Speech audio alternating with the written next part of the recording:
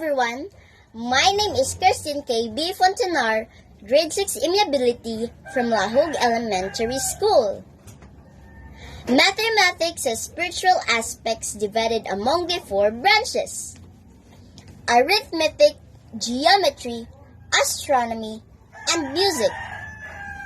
And now, I'm gonna tell you the story about Hypatia, one of the greatest female mathematicians in the world.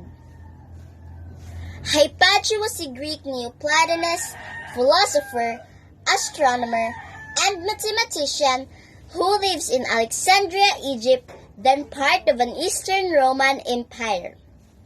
She was born about 355 CE and died in March 415. Hypatia was the daughter of Theon of Alexandria. Her father Theon was accomplished, being the greatest mathematician and astronomer. Hypatia's mother was unknown. Hypatia was likely the only child in their family. Theon educated himself by adulthood. Hypatia had surpassed her father in both mathematics and philosophy.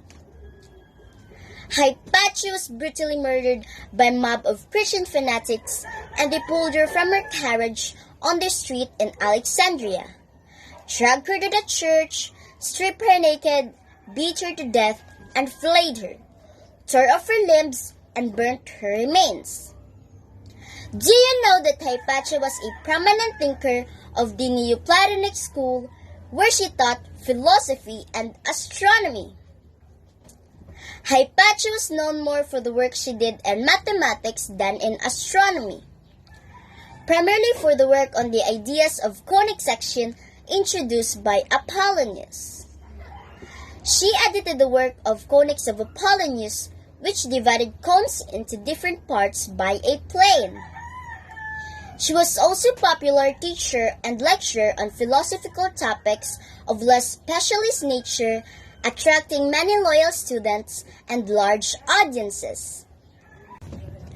Her philosophy was Neoplatonic and was thus seen as pagan at the time of bitter religious conflict between Christian Jews and pagans.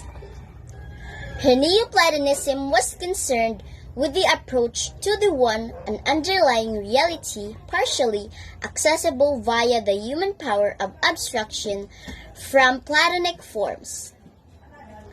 Her philosophy also led her to embrace a dedicated virginity. And Hypatia was the world's leading mathematician and astronomer in her time. And that's the end of the story about Hypatia, one of the greatest female mathematicians in the world. Thank you and God bless.